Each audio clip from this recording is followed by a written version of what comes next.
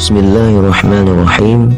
Disebutkan dalam kitab Al-Usfuriyah bahwa ada seorang fasik, orang yang suka melakukan maksiat, meninggal dunia dan masyarakat di sekitarnya tidak mau memandikan, mengkuburkan jenazahnya karena ulah buruk yang sering dia lakukan. Mereka pun menyeret kakinya dan membuangnya ke tempat penampungan sampah. Kemudian Allah Subhanahu wa taala memberikan wahyu kepada Nabi Musa alaihissalam. Wahai Musa, pada suatu perkampungan ada seorang yang meninggal dunia dan telah dibuang di tempat penampungan sampah. Orang itu adalah salah satu dari waliku, yakni kekasihku. Tetapi masyarakat di sekitarnya tidak mau memandikan, mengkafani dan menguburnya. Maka pergilah kamu wahai Musa, kemudian mandikan, kafani dia dan salatlah dia jenazah tersebut, dan setelah itu kuburkan. Kemudian Nabi Musa segera pergi mencari dan menemui masyarakat di perkampungan tersebut.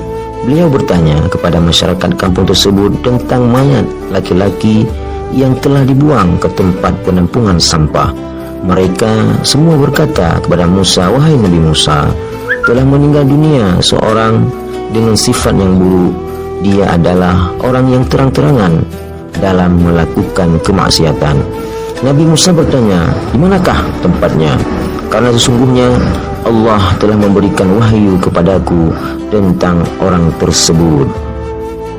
Masyarakat kemudian yang ada di kampung itu segera mengantarkan Nabi Musa ke tempat di mana jenazah orang tersebut telah dibuang. Setelah sampai pada tempat penampungan sampah tersebut, Nabi Musa melihat jenazah seseorang yang dibuang di sana. Masyarakat kampung tersebut mengatakan kepada beliau tentang keburukan perilaku orang itu. Kemudian Nabi Musa bermunajat kepada Allah Subhanahu wa taala. Ya Allah, ya Tuhanku, Engkau telah memerintahkan kepadaku untuk menyalati dan menguburnya, tetapi para penduduk telah memberikan kesaksian buruk terhadapnya. Maka Engkau lebih mengetahui daripada mereka atas kebaikan dan keburukannya. Maka kemudian Allah memberikan wahyu kepada Nabi Musa. Wahai Musa, benar apa yang telah diceritakan masyarakat atas keburukan perilakunya, tetapi dia telah memohon pertolongan kepadaku dengan 3 perkara saat menjelang kematiannya. Jikalau semua para pendosa meminta kepadaku dengan 3 perkara tersebut, niscaya aku akan memberikannya. Sedangkan dia hanya meminta seorang diri, dan aku adalah zat yang lebih pengasih dari semua orang yang pengasih. Nabi Musa pun bertanya, wahai Tuhanku, apa 3 perkara tersebut? Allah Subhanahu wa taala pun berkata, ketika telah dekat waktu kematiannya, dia berdoa, ya Tuhanku, Engkau mengetahui tentangku, sungguh aku telah melakukan maksiat, sedangkan di dalam hatiku membenci melakukannya. Tetapi telah menyatu 3 perkara sehingga aku melakukan maksiat, sedangkan hatiku membencinya, yaitu hawa nafsu, teman yang buruk dan iblis. Dan 3 perkara ini yang menjadikan aku senang melakukan maksiat. Wahai Tuhanku, sesungguhnya Engkau mengetahui tentangku atas apa yang telah aku ucapkan, maka ampunilah aku. Kedua, dia berdoa, wahai Tuhanku, sesungguhnya Engkau mengetahui aku melakukan maksiat dan tempatku bersama orang-orang fasik, tetapi aku senang bergaul dengan orang-orang yang saleh, dan tempatku bersama orang-orang saleh lebih aku sukai daripada bersama orang-orang fasik. Ketiga, dia berdoa, wahai Tuhanku, Engkau mengetahui bahwa aku lebih suka bersama dengan orang-orang yang saleh daripada bersama orang-orang yang fasik, sehingga jika aku bertemu dengan 2 orang, seorang yang saleh dan seorang lagi pembual, maka aku akan mendahulukan kepentingan seseorang yang saleh daripada seseorang pembual.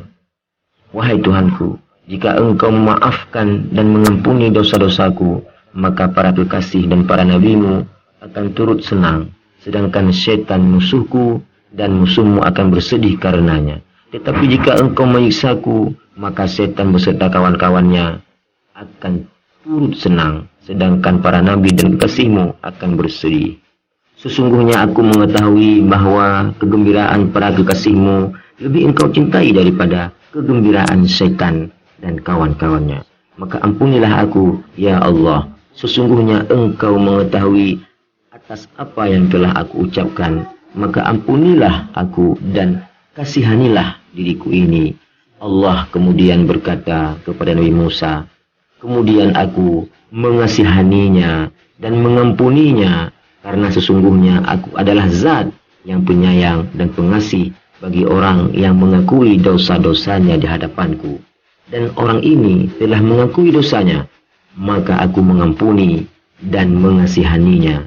Allah berkata lagi, wahai Musa, lakukanlah apa yang telah aku perintahkan, karena sesungguhnya demi menghormatinya, aku mengampuni orang yang mau menyalati dan mengubur jenazahnya.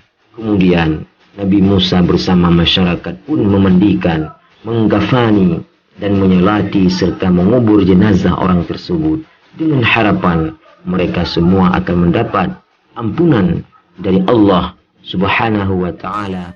Demikianlah kisah ini yang dapat kami sampaikan. Semoga bermanfaat.